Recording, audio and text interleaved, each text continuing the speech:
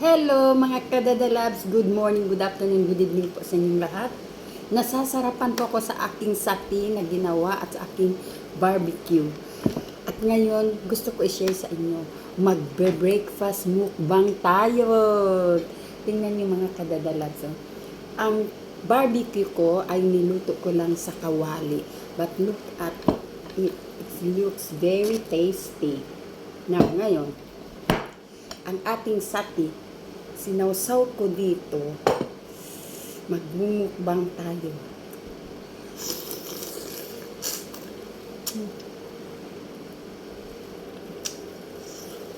Sarap.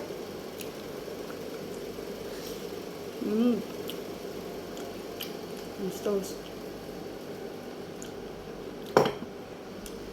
Ang sarap ng kadadarag.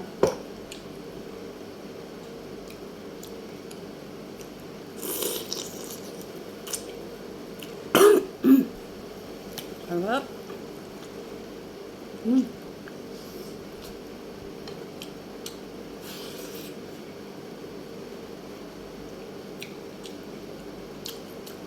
Sausaw.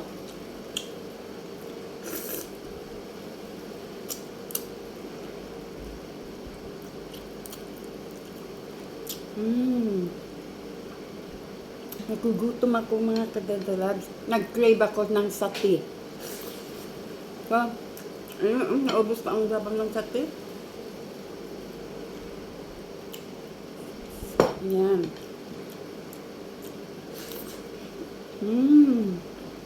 Sarap.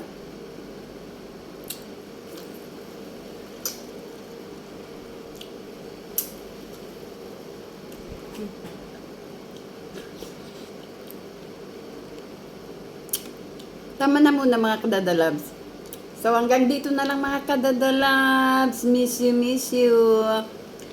Meron tayong live this month. Pero titingnan natin kung kailan. So, sorry sa hindi na ako masyado nakapagla-live kasi very busy mga kadadalabs since nag-umpisa ang pasukan ng school. Miss si Dadalabs very busy at meron tayong problema. Nagkasakit ako. At saka ngayon, mga kadadalabs, nag-change na kasi ang weather. So, halos lahat ng sa Doha, nagkasakit, nagsisipon, nag-uubo. And then, yesterday, umulan na. So, the winter is coming.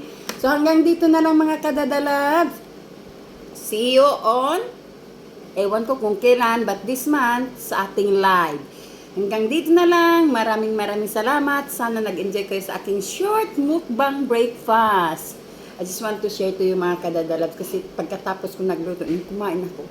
Parang gusto ko i-share sa inyo kung gaano kasarap kumain ng sa sinasawsaw tapos sa ating barbecue na niluto lang sa kawali mga kadadalabs. So ayan, hanggang dito na lang.